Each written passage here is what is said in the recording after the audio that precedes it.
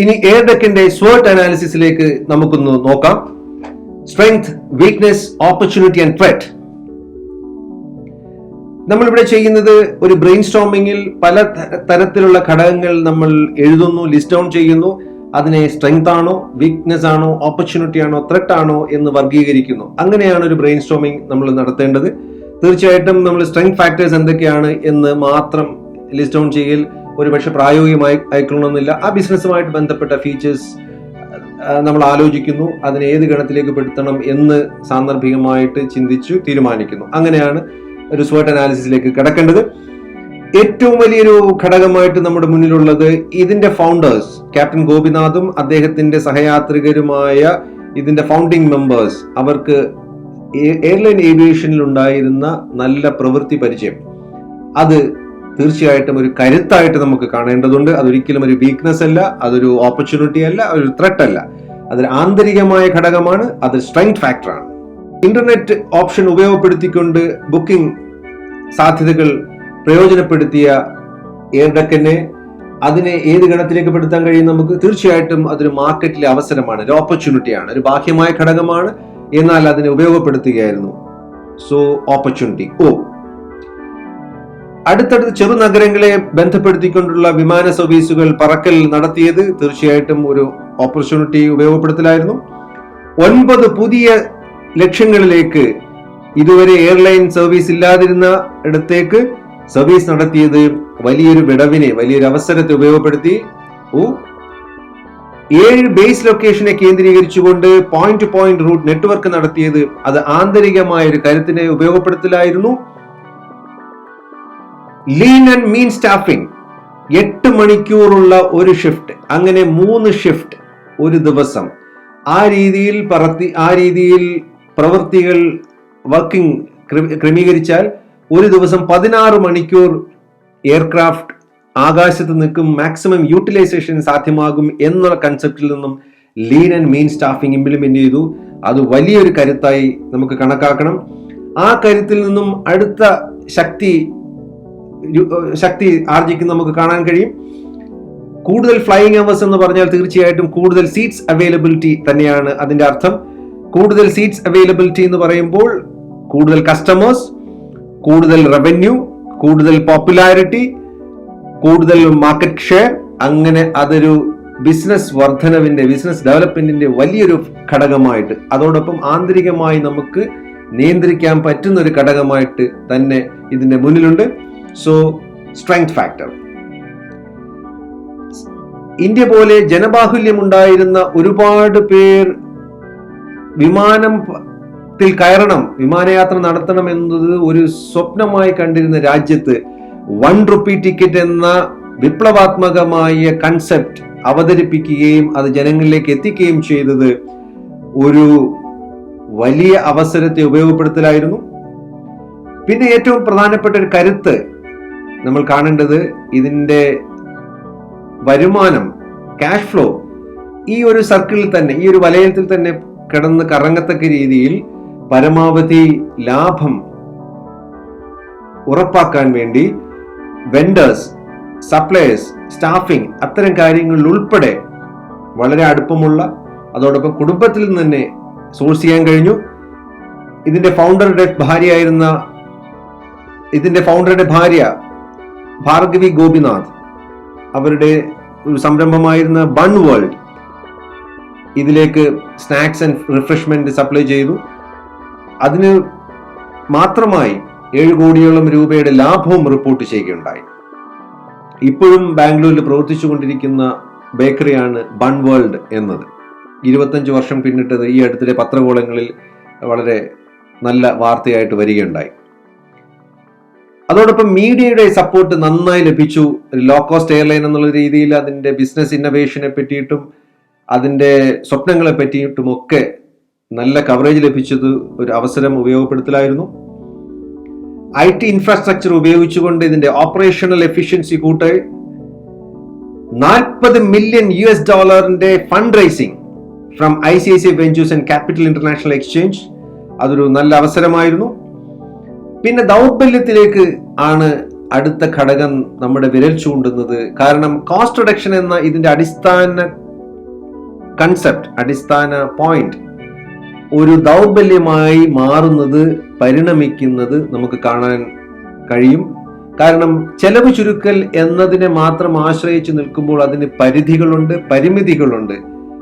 അത് ഒരു ലിമിറ്റിനപ്പുറം നമുക്ക് പലതും സാധ്യമാകില്ല എന്നുള്ളതാണ് കാരണം കോസ്റ്റ് റിഡക്ഷൻ എന്നത് വിമാനത്തിന്റെ കോസ്റ്റ് റെഡ്യൂസ് ചെയ്യാം, ഓപ്പറേഷനുമായിട്ട് ബന്ധപ്പെട്ട കോസ്റ്റ് റെഡ്യൂസ് ചെയ്യാം, അങ്ങനെ പല ഘടകങ്ങളുണ്ട്. പക്ഷെ വിമാന സർവീസിനെ സംബന്ധിച്ചിടത്തോളം അതിനെല്ലാം വളരെ നിർണിതമായിട്ടുള്ള ഒരു സ്ട്രക്ചർ ഉണ്ട് എന്നുള്ളതാണ്. അതോടൊപ്പം തീർച്ചയായിട്ടും നഷ്ടത്തിലേക്ക് സാധ്യതകൾ വിരൽ ചൂണ്ടുമ്പോൾ ഇൻവെസ്റ്റേഴ്സ്, നിക്ഷേപകർ അവരുടെ താല്പര്യം കുറയുന്നു, അവർ പിൻവലിയുന്നു. അതൊരു ഭീഷണിയായി മാറുന്നു. ഇന്ധനത്തിന്റെയും മറ്റ് എയർപോർട്ടുമായി അനുബന്ധ ചാർജുകളുടെയും കോസ്റ്റ് കുറയ്ക്കാൻ കഴിയാത്തത് തീർച്ചയായിട്ടും ഇതിന്റെ ഒരു ആന്തരികമായ ഒരു ബലഹീനതയായിട്ട് നമ്മൾ കാണേണ്ടതുണ്ട്. ഒരു പറക്കലിന് 6 ലക്ഷം രൂപ ചെലവാകുന്നു എന്ന് പറഞ്ഞാൽ ഒരു ടിക്കറ്റിന്റെ പുറത്ത് 3000 രൂപയാണ് ചെലവ് വരുന്നത്. അത് സമാഹരിക്കാൻ കഴിഞ്ഞില്ലെങ്കിൽ തീർച്ചയായിട്ടും അതൊരു ഭീഷണി തന്നെയാണ്.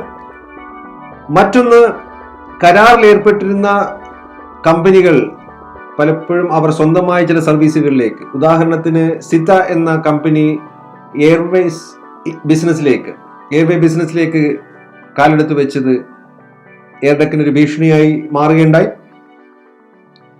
ഒരു തെക്കേ Indian brand, south Indian brand എന്ന ഒരു ലേബലിംഗ് ഇതിന്റെ ഒരു ബ്രാൻഡ് സ്ട്രെങ്തിനെ നന്നായിട്ട് ബാധിച്ചു. അതുകൊണ്ട് തന്നെ ഒരു പാൻ ഇന്ത്യ, ഒരു ഇന്ത്യയുടെ മൊത്തം എയർലൈൻ എന്നുള്ള രീതിയിലേക്ക് അതിനെ പ്രതിഷ്ഠിക്കാൻ, അത് പ്രതിച്ഛായ സൃഷ്ടിക്കാൻ കഴിഞ്ഞില്ല എന്നുള്ളതൊരു വീക്ക്നെസ് ആയിട്ട് ഇത് ഉണ്ടായി. അതോടൊപ്പം സർക്കാരിന്റെ ഭാഗത്തുനിന്ന്, ഗവൺമെന്റ് മെഷീനറികളുടെ ഭാഗത്തുനിന്ന് കോസ്റ്റ് കുറയ്ക്കാൻ വേണ്ടുന്ന രീതിയിലുള്ള പിന്തുണ ലഭിക്കാതിരുന്നത് ത്രെട്ടായി നമ്മൾ കാണണം.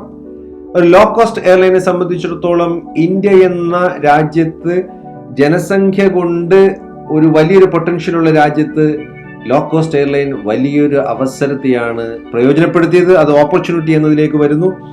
കാരണം അത് മറ്റ് എയർലൈനുകളുമായിട്ടല്ല മത്സരിച്ചത്, ഇന്ത്യയിലെ തന്നെ, ലോകത്തിലെ തന്നെ ഏറ്റവും വലിയ ഇന്ത്യൻ റെയിൽവേസിന്റെ കസ്റ്റമേഴ്സിനെയാണ് അത് ലക്ഷ്യം വെച്ചത്. 98% ഇന്ത്യക്കാർ ദീർഘദൂര സർവീസുകൾക്ക് ട്രെയിനിനെ ആശ്രയിക്കുന്നു.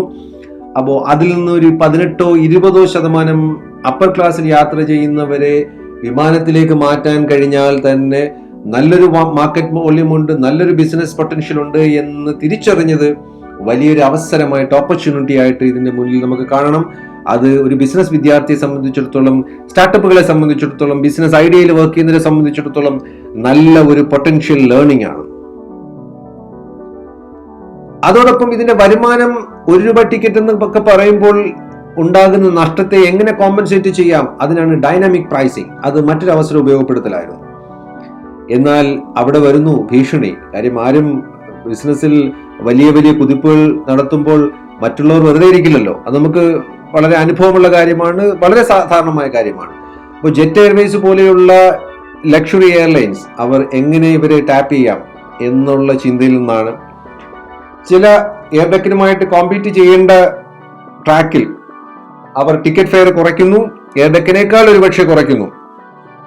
എന്നാൽ അതിനെ കോമ്പൻസേറ്റ് ചെയ്തുകൊണ്ട് മറ്റു റൂട്ടുകളിൽ വലിയ ചാർജ് ഈടാക്കിക്കൊണ്ട് അത് ഈ നഷ്ടം കോമ്പൻസേറ്റ് ചെയ്യുന്നു. അപ്പൊ അതുവഴി ചെറിയ എയർലൈനുകൾക്ക് പിടിച്ചു നിൽക്കാൻ പറ്റാത്തൊരവസ്ഥ സൃഷ്ടിക്കുന്നു. തീർച്ചയായിട്ടും എയർഡെക്കിൽ 1500 രൂപയും ജെറ്റ് എയർവേസിൽ 1300 രൂപയും ഓഫർ ചെയ്താൽ കൊച്ചിയിൽ നിന്നും ചെന്നൈയിലേക്ക് പറക്കുന്ന ഒരാൾ തീർച്ചയായിട്ടും ജെറ്റ് എയർവേസ് ഓപ്റ്റ് ചെയ്യും. കാരണം അയാളെ സംബന്ധിച്ചിടത്തോളം ലക്ഷറി എയർലൈൻ ആണ് എന്നുള്ള ഒരു സ്റ്റാറ്റസ് സിമ്പൽ ഉണ്ട്, കുറച്ചും കൂടെ ഫുൾ സർവീസ് ലഭിക്കുന്നു, അത്തരം പല കാര്യങ്ങളുണ്ട്. ഓൾമോസ്റ്റ് പ്രൈസ് മാച്ചിങ് ആണെങ്കിൽ പോലും പലരും അത് എടുക്കും. അവിടെയാണ് 200 രൂപയോളം കുറച്ച് അത് ഓഫർ ചെയ്യാൻ തുടങ്ങിയത്. Regulatory authorities, director general of civil aviation പോലെയുള്ള റെഗുലേറ്ററി അതോറിറ്റീസ് ഓരോ കാലത്തിനനുസരിച്ചുള്ള അപ്ഡേറ്റുകൾ അതിലേക്ക് വരാതിരുന്നതും ഇത്തരം നവീനമായ ആശയങ്ങളെ പിന്തുണയ്ക്കാതിരുന്നതും വലിയൊരു ഭീഷണിയായിട്ട് മുന്നിലുണ്ട്. അതോടൊപ്പം വളരെ പുരോഗമിക്കാതിരുന്ന പബ്ലിക് ഇൻഫ്രാസ്ട്രക്ചർ, അതോടൊപ്പം സെക്കൻഡറി എയർപോർട്ടുകളുടെ അഭാവം എന്നിവ കോസ്റ്റ് കുറയ്ക്കാൻ വലിയൊരു പ്രതിബന്ധമായിട്ട് മുന്നിലുണ്ട്. മെർജേഴ്സ് ആൻഡ് അക്വിസിഷൻ എപ്പോഴും ഒരു ബിസിനസ്സിലെ വലിയൊരു തന്ത്രമാണ്. ജെറ്റ് എയർവേസ് എയർ സഹാറയെ അക്വയർ ചെയ്തുകൊണ്ട് എയർ ഡെക്കനെ കോമ്പീറ്റ് ചെയ്തു.